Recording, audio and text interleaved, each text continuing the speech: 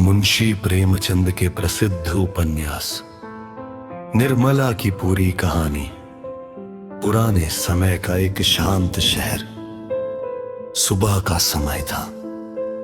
गलियों में हल्की धूप फैल रही थी। एक घर में शादी की तैयारियां चल रही थी। ढोलक बज रही थी। रिश्तेदार हंस रहे थे और घर की सबसे बड़ी बेटी निर्मला अपने आने वाले नए जीवन के सपने देख रही थी। निर्मला बहुत सुंदर, संस्कारी और सरल स्वभाव की लड़की थी। उसके पिता बाबू उदय भानु एक ईमानदार वकील थे। उन्होंने अपनी बेटी के लिए एक अच्छा रिश्ता तय किया था। लड़का पढ़ा लिखा और युवा था। पूरा परिवार खुश था, लेकिन किस्मत को कुछ और ही मंजूर था। शादी से कुछ दिन पहले ही अचानक बाबू उदय भानु की मृत्यु हो गई। घर में मातम छा गया। खुशियां पल भर में खत्म हो गई।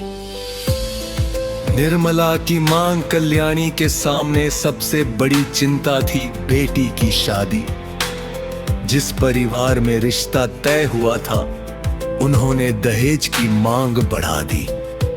अब उनके लिए इंसानियत से ज्यादा पैसा मायने रखता था। कल्याणी ने हाथ जोड़कर कहा, हमारी हालत अब पहले जैसी नहीं रही। कृपा करके रिश्ता मत तोड़िए। लेकिन लालच के आगे किसी ने उसकी मजबूरी नहीं समझी। रिश्ता टूट गया।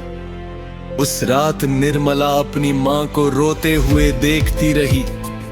उसने पहली बार महसूस किया कि इस समाज में गरीब की बेटी होना कितना बड़ा दुख है। कुछ दिनों बाद जल्दबाजी में निर्मला का विवाह मुंशी तोताराम नाम के एक उम्रदराज वकील से कर दिया गया। तोताराम अच्छे इंसान थे, लेकिन निर्मला से बहुत बड़े थे। उनके 3 बेटे भी थे। जब निर्मला पहली बार उस घर में पहुंची तो उसके सारे सपने टूट चुके थे। जिस उम्र में वह हंसना और नए सपने देखना चाहती थी, उसी उम्र में उसे एक ऐसे रिश्ते का बोझ मिल गया जिसे उसने कभी चाहा ही नहीं था।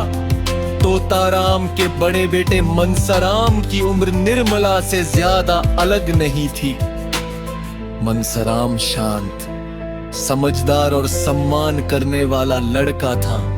वह निर्मला को मां की तरह सम्मान देता था। धीरे धीरे घर का माहौल सामान्य होने लगा। निर्मला सबका ध्यान रखती, बच्चों को प्यार करती और पूरे घर को संभालती। लेकिन एक दिन तोताराम के मन में शक पैदा हुआ। उन्हें लगने लगा कि निर्मला और मनसराम के बीच जरूरत से ज्यादा अपनापन है। शक एक ऐसा जहर जो रिश्तों को धीरे धीरे खत्म कर देता है। तोताराम का व्यवहार बदलने लगा। उन्होंने मनसराम को घर से दूर पढ़ने भेज दिया। मनसराम ने जाते समय निर्मला से कहा, मां, अगर मुझसे कोई गलती हुई हो तो मुझे माफ कर दीजिए। निर्मला की आंखों में आंसू भर आए। वो चाह कर भी कुछ नहीं कह सकी। दूर रहने के कारण मनसराम बीमार पड़ गया। उसकी हालत दिन ब दिन खराब होती गई। जब ये खबर घर पहुंची, तब निर्मला बेचैन हो उठी। वो तोताराम से बोली, उन्हें वापस बुला लीजिए, वो अकेले हैं। लेकिन तब तक बहुत देर हो चुकी थी। मनसराम ने बीमारी और अकेलेपन में दम तोड़ दिया।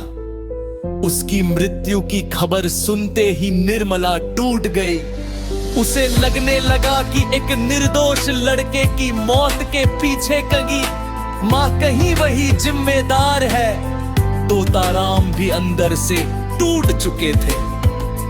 उन्हें अपने शक पर पछतावा होने लगा, लेकिन अब कुछ बदला नहीं जा सकता था। घर की खुशियां धीरे धीरे खत्म होने लगी। एक बेटे की मौत के बाद दूसरा बेटा बिगड़ गया, परिवार बिखरने लगा। निर्मला दिन रात खुद को दोष देती रहती। उसके चेहरे की मुस्कान गायब हो चुकी थी। धीरे धीरे उसकी तबीयत भी खराब रहने लगी। कम उम्र में ही दुखों ने उसे बूढ़ा बना दिया था। एक रात निर्मला आसमान की तरफ देखते हुए बोली, हे भगवान, अगर मैंने कोई अपराध नहीं किया तो मुझे इतनी बड़ी सजा क्यों मिली? उसकी आंखों से आंसू बहते रहे। तोताराम उसके पास आए। उनकी आवाज कांप रही थी।